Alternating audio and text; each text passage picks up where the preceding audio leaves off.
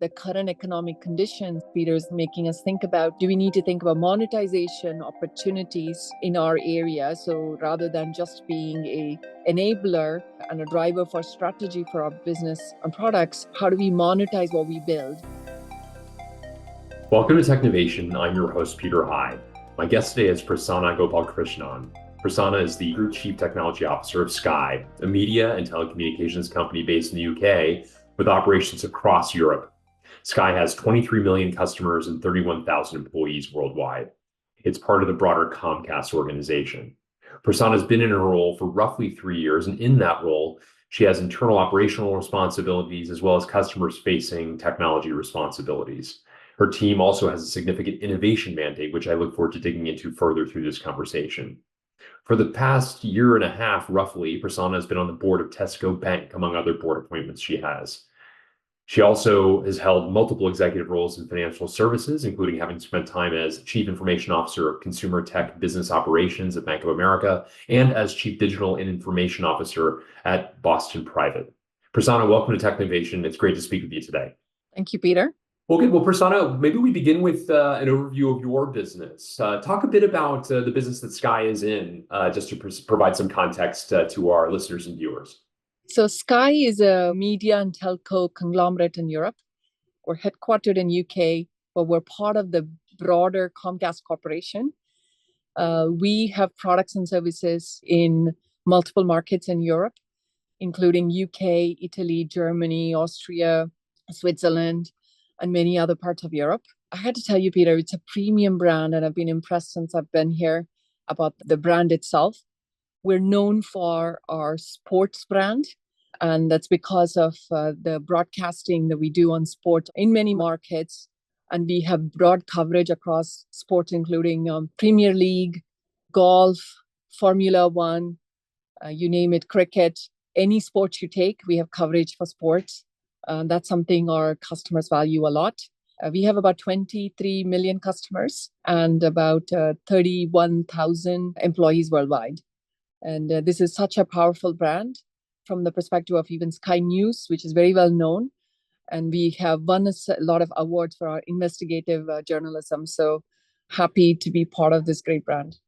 Fascinating, a great overview, and certainly speaks to the scale of the operation as well. I wanted to ask you about your role as Group CTO. You've been in role since 2021. Talk a bit about what the role of Chief Technology Officer entails in a business like yours. I manage all things technology as it relates to our businesses in all the markets. And that includes managing our core network for broadband and mobile products, as well as network infrastructure, cloud for applications that wire our services for customers, our customer engagement platforms, whether it is on the assisted or unassisted channels, digitally, data, cybersecurity, as well as workplace solutions, supporting all our employees worldwide across Sky. And then in addition, I run an innovation engineering team, Peter, that runs all things tech for future state technology, and where we experiment and we want to try use cases and bring new products to market. So that is also a team that is under my purview. Maybe we can linger on that for a moment. I'd love to understand a bit more about your innovation engineering team. As you think about those use cases and experimentation, what drives that? How do you determine what direction to point that team in, and what are the methods they use in order to experiment? Everything starts with the use case needs to drive value for our customers and commercially for our business. In addition, we think about what does it do for our employees ourselves, right? Whether it drives compelling experiences for our employees, or does it drive efficiency and productivity? So Gen AI is an area that we have been doing a lot of work, and that's how the innovation engineering team right now at the moment is focusing a lot of their efforts on. In addition to this, we also talk about what does quantum computing mean in our industry? What other things that we need to work on related to broadband and mobile? One of the things the current economic conditions, Peter, is making us think about is, do we need to think about monetization opportunities in our area? So rather than just being a enabler and a driver for strategy for our business and products. How do we monetize what we build? So one of the areas that we've been exploring is how do we use our mobile network and provide what is called P2P services. It's a service for enabling SMS texts for enterprises, and we're slowly chipping away with that. And also other areas that we experiment and we bring use cases to life is also how do we monetize on things that we build for our own automation? Can we build it as a platform and go and monetize and sell it to other companies who may have similar problems or situations? So a lot going on and a lot of fun to work with. Certainly sounds that way. I'd love to dive into a couple of those if you don't mind. I know from our past conversations that you've noted that generative AI presents a remarkable opportunity for a company as data rich as Sky. And I wonder if you can talk a bit about what use cases you've identified or what value you see deriving from generative AI. Generative AI presents tremendous opportunity, and our industry, for one, is being very much disrupted. I'd say all the way from there are opportunities about how do we use generative AI to create highlights for customers who are obsessed about sports, create highlights on the fly for watching a show. Say you miss a show, but you want to fast forward and get to the third episode of that show. Can we create highlights for you on the fly based on what you're looking for? All that was not possible, Peter, before, but now it is. We could also then simulate a personality from like if it's a sportscaster people are obsessed with, can we use their voice and their highlights that we could bring to life based on who the customer wants? All of this comes with, we got to worry about IP rights and copyright infringement of the individual as well as the content, and that we have to worry about. So as you know, being in the sports business, we get sports rights from the leagues and we are allowed to broadcast that. So we have to be careful about what does our contract allow and does not allow. On the flip side, when you take a look at something like a Sky News, our content is being consumed by these LLMs, and what we have to think about, are they infringing our rights when it is our original content? So lots of opportunities in our area, and it's being disrupted for content creation to highlights. But I would say there's a lot we're doing with simpler use cases for productivity use cases for our agents and our customers, where we have gone live with, and amazing possibilities there as we are expanding. And we're being very careful and thoughtful about it, Peter, because we are sitting in a European continent where we are GDPR laws or something, and privacy we have to really worry about. And I know it's a topic that's been discussed in the US and worldwide as well. And we are treading it carefully by having a person in the middle in all our use cases before we unveil it to our customers. And our brand is our biggest asset. So we have to be careful in those areas while managing the risk carefully. Fascinating implications, and I really appreciate the dual direction of the IP considerations, both what you're drawing from, for example, the sports leagues, and bearing in mind what's allowed based upon the contracts you have with them, but also bearing in mind the intellectual property you are putting out into the world and the extent to which that might be infringed upon in some way, and really interesting complexities that you're managing through. I can only imagine this brings together a diverse array of expertise from across Sky to suss out the implications of these and ultimately the solutions of these as well. Can you talk a bit about how technology works with other parts of the organization in order to develop the game plan in both those directions? You are spot on, Peter. Unlike anything else, any other piece of technology we've built to date, this is one area where we need to bring multiple teams together. That includes your legal team, my own technology data teams, as well as your privacy teams, finance teams, and your commercial partners together to say, is this use case first adding value? And if it does value, is it in our strategic fit? And then what does it mean from a risk and compliance and regulatory perspective, right? All that need to be thought through and have guardrails around it before we move forward.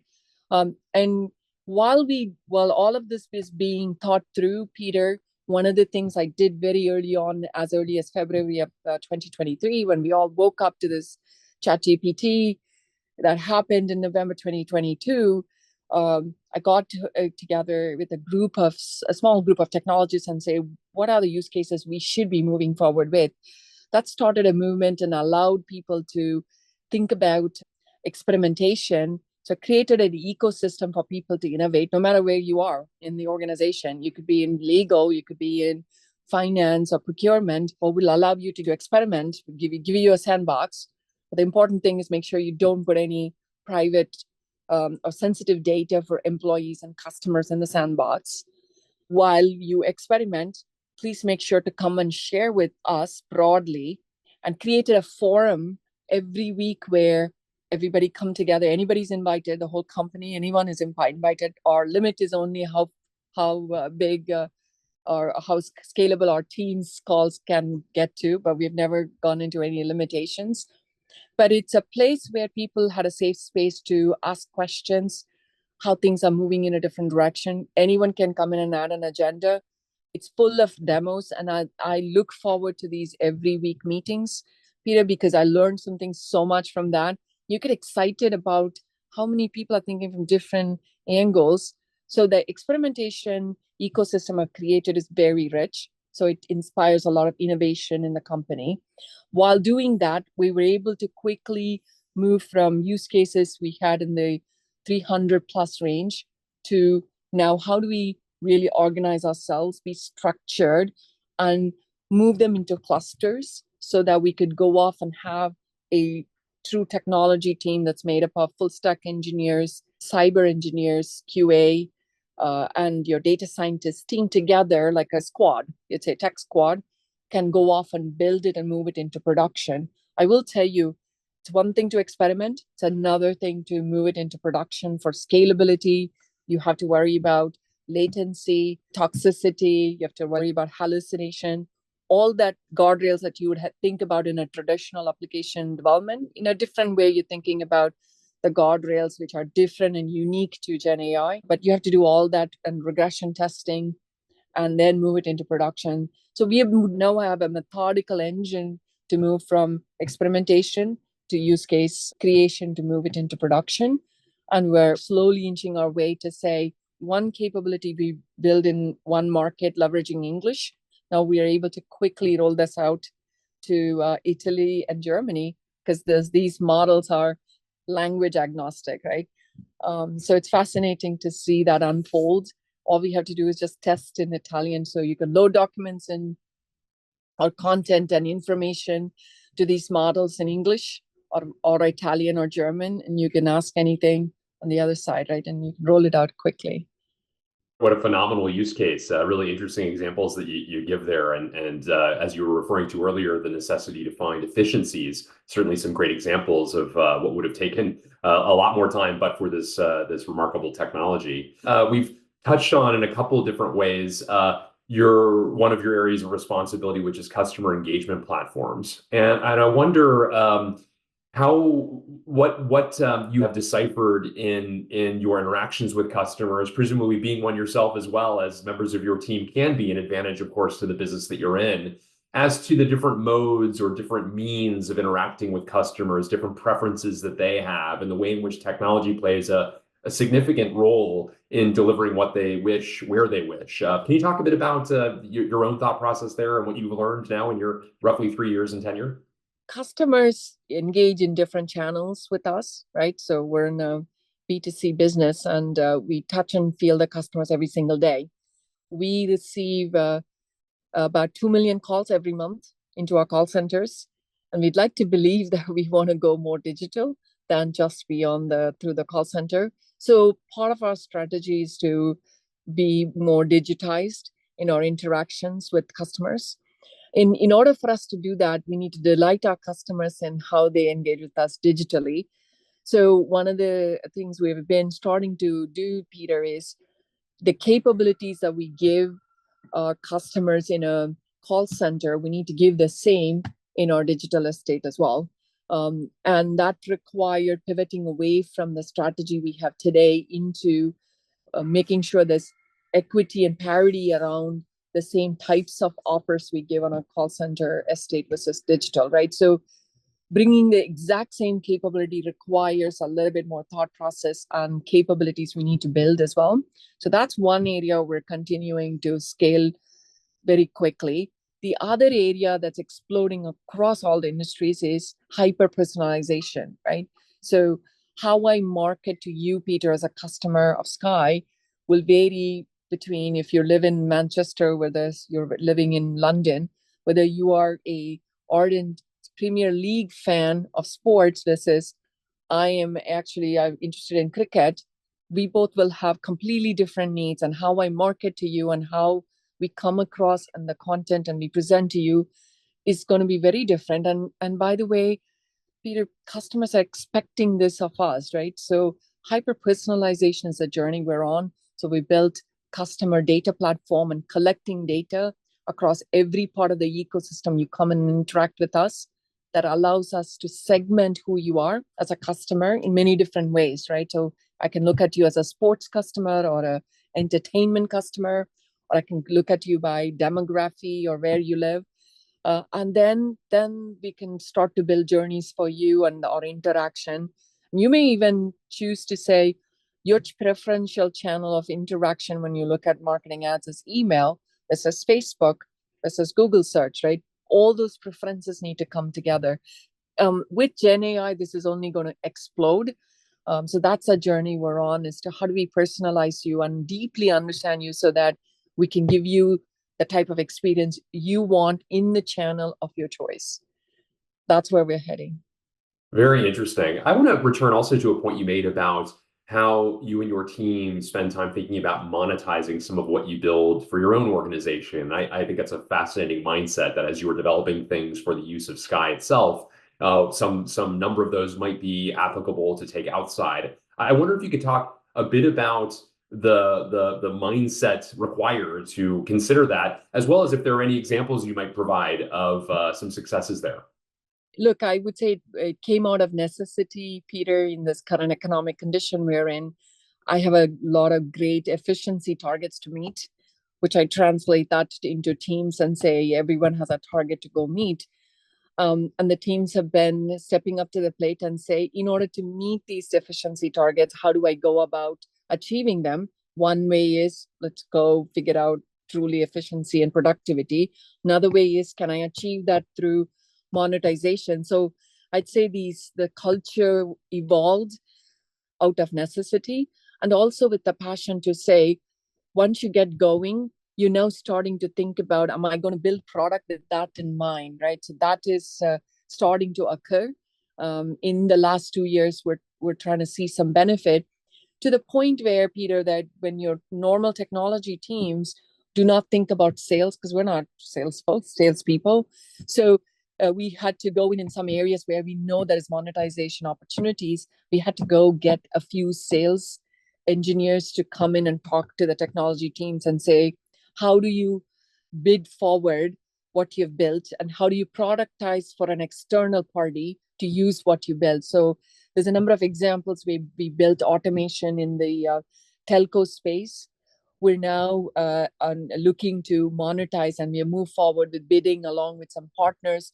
So your ecosystem, your mindset has to change completely differently, and you have to start from the get-go of building. So we're slowly getting there. We made some inroads with a few products, but we have a long way to go. And now it's one of the pillars of my vision as for monetization. And hence now our team is now thinking about and saying, okay, is there anything in my world or the area that they support, are there opportunities for monetization that we should be thinking about? So slowly the culture is evolving, but we have a long way to go.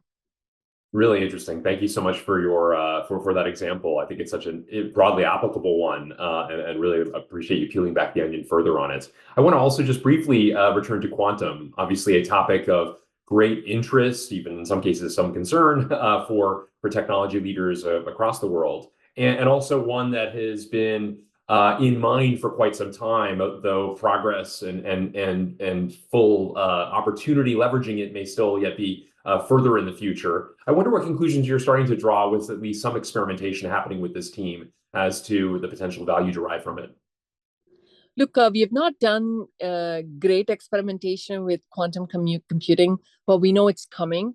There's a lot of our competitors who are experimenting with it, even to the point of come in and openly talked about they're investing in quantum computing. It really scares me from the cyber perspective. So a lot of encryption technology that we have today is going to become irrelevant when quantum computing is here. It may be, to me, the area of Gen AI revolution that we're seeing and unfolding in front of us will also force the need of quantum computing, because we need faster computing power to crunch the data that is being created and needs to create. As you've heard, NVIDIA and others are creating new chips to take an enormous processing power needed to compute against and building against these LLM models. So it is going to be here sooner than what we expect it to be, and there's going to be a lot more investment, and if not, it's already there. So to me, I think we need to worry about it. We need to think about how it's going to impact our own environment. The other area that is also exploding, or people are starting to talk a lot about, is edge computing, because when you need to crunch and process enormous amount of data, processing it closer to where you're trying to solve the problem is an area that we are thinking about, especially us being in the broadband and mobile space. We're trying to contemplate about exploring some use cases and piloting in that area to say, is that a product that we can build to market? So lots of opportunities while we're looking at how technology is compounding change in front of us. And it makes our jobs much more exciting and forward-looking, that's for sure. Prasanna, I know from also having gotten to know you, you've had such a fascinating career geographically. You're really a global citizen, growing up in India, beginning your career there, continuing your professional career in the US, and now, of course, in the UK, as we've discussed through this conversation. I wonder how you've remained so malleable across such a diverse array of experiences, and if there are any lessons that you draw from that, having been successful in very different cultures, such as the ones that I've just noted. Thank you, Peter, for the question. And I will tell you that I've been so fortunate and I've been humbled by every opportunity that people have given me. And I take that to heart and work very hard and to drive value in every role I've taken. And I've been fortunate to be part of some very big brands and organizations. And the lessons I've learned is to listen to people, give the benefit of doubt to people, and give respect to the history of why certain things are done in a particular way. Because without that listening factor, I can bring in change, or I cannot come in and make an impact. And then apply what you have learned from my previous roles on top of what exists is an important aspect of every role or opportunity I've taken. And in addition to all of this, I have a curiosity mindset, Peter. So continuous learning is part of every role that I take. Ask a lot of questions, I get into the details, because I seek to understand what makes people tick. So that's not just in a business or technology. I really want to understand who you are as a person, because that then allows me to build strong relationship with you and earns trust. At the end of the day, no matter which business, country, or culture or subculture you're in, we're in the people business, is what I believe, because people are the ones who bring anything to life. And I start with that mindset, seeking to understand people, and then we are then seeking to understand what industry we are in, what how do we make money, who's our customer, all that follows through. And it's been an exciting journey I've been on, and like I told before, I've been humbled and amazed at how people have given me opportunities, and I take that responsibility very much to heart, and want to give my 300% to every job or role I take. You also have achieved what is still a relatively rare accomplishment. That is, you are a tech leader who's joined the board of a consequential organization, Tesco Bank, in your case, a little bit more than a year and a half ago. And I wonder what reflections you have about how that opportunity came to be, especially perhaps tuned towards advice with others, or for others rather, who might wish to walk in your footsteps? I have been predominantly in the banking and financial services organizations. So this role, when I moved to a non-financial services organization like Sky, who's in media and telco, allowed me to take on board roles in banking and financial services. So I'm at the moment on two boards. One is a private bank board, and one is a retail bank in the UK. And the private bank is in Switzerland. And so the boards give you a completely different perspective, Peter, beyond your executive role, because now you are in a different capacity of being in a governance role, challenging the executive team about strategy and pathway forward rather than your day-to-day role. But my day-to-day roles allow me to bring a different perspective to them, but in a different capacity. One thing that's common in all these boards is my expertise in technology, digital data, and cyber is what is bringing me to bring that expertise to the board.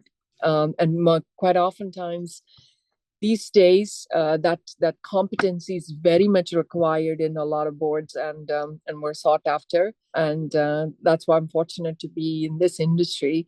As you know, cyber is a never-ending journey, and each industry requires expertise in cyber in a board context.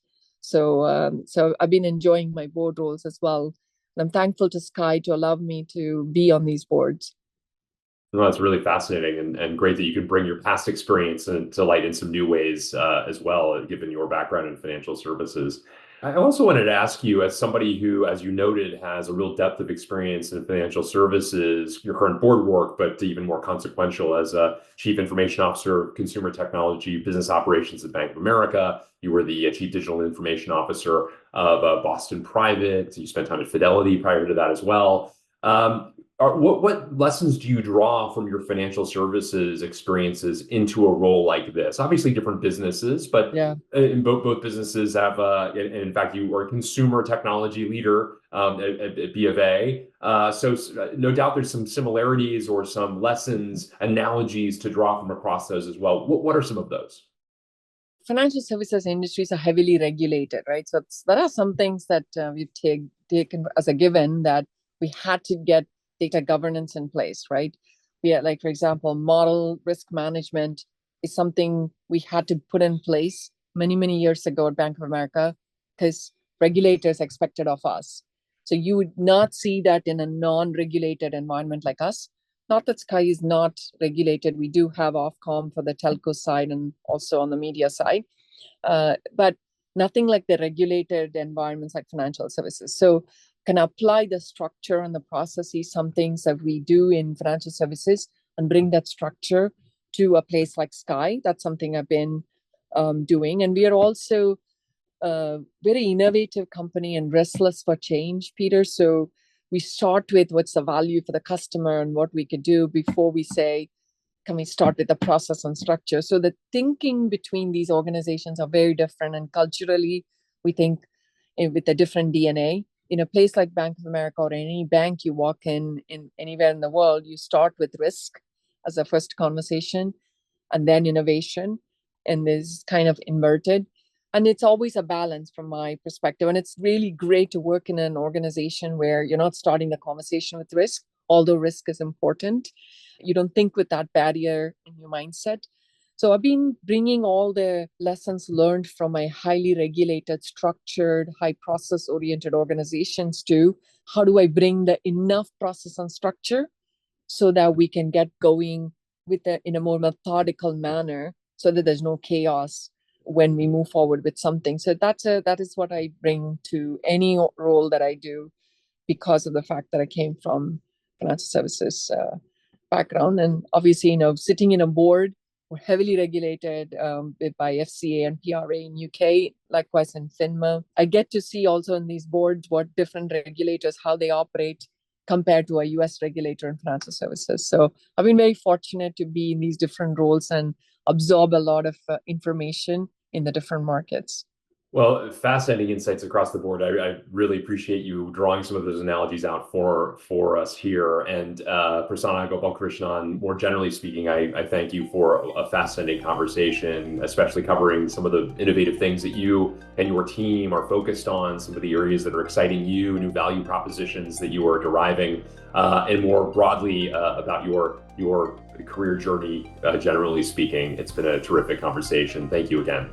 Thank you so much, Peter, for offering me this opportunity to have this dialogue with you. I know you are fascinating yourself as well with your background, and appreciate the opportunity.